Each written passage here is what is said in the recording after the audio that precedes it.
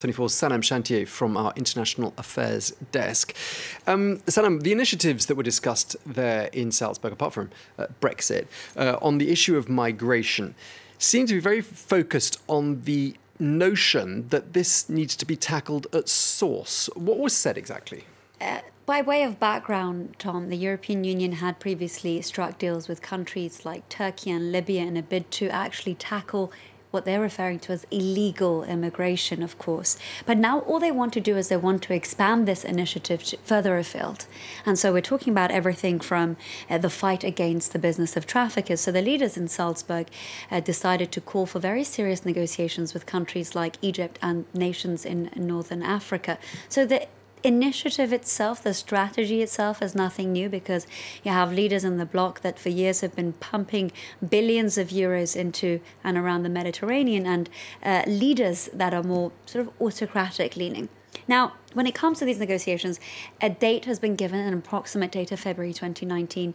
But what's interesting is that we know that certainly immigration has been one of the thorniest, most polarizing issues when it comes to the European Union. Of course, on the one side, you have the German Chancellor, Angela Merkel, who's refusing to discuss anything concerning limits of numbers of refugees. On her side, you have France's President, Emmanuel Macron. These are leaders in the bloc that understand that compromises have to be made to ensure that the European Union moves forward. But on the other side, you have Sebastian Kurz, the Austrian Chancellor, who understands that he needs the acceptance of Berlin, but for as long as he has the supports of like-minded leaders, like Italy's Matteo Salvini, like Hungary's Viktor Orban, then he's going to be in a strong position. Of course, Orban earlier, when asked about the migration issue, said, don't let them in, and this has always been his position, and those who are in, send them back. So we know that if that summit indeed goes ahead in February, that it will be extremely divisive. Okay, and of course a lot of those people that he's talking about have fled war and hardship back home, and also persecution.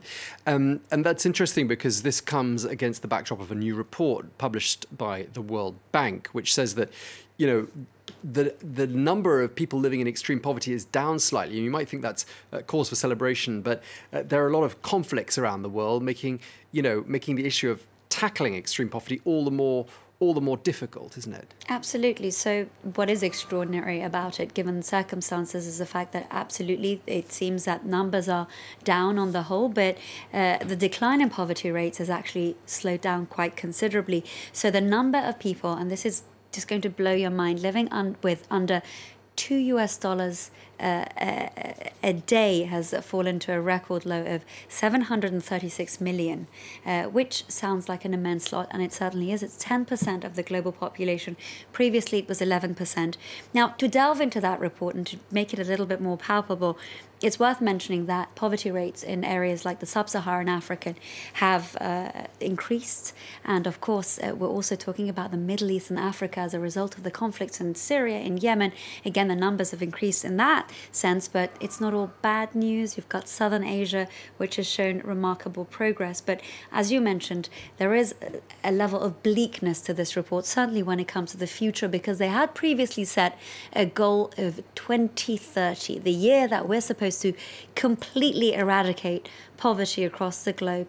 And actually earlier I spoke to the woman at the helm of this report, Carolina Sanchez-Paramo. She is the Senior Director of the Poverty Unit of the World Bank. Let's listen to a segment of that interview from earlier today, Tom. I don't think it's a lost cause, and I think what we try to point in the report is that business as usual will not cut it, but we still have time to actually make it to that goal of ending extreme poverty in 2030. But of course, it's going to take that we focus a lot of our energies. Growth continues to be critical in this effort, but this growth needs to be a lot more inclusive. And we also need to invest in people so that they can take advantage of those new economic opportunities that will hopefully be generated by this new growth. So, Tom, as we heard there from the Senior Director of the Poverty Unit at the World Bank, all is not lost. There is still a small, slim chance that we'll be able to eradicate poverty, if you can believe it, by 2030. Okay, an ambitious goal. And as you say, some good news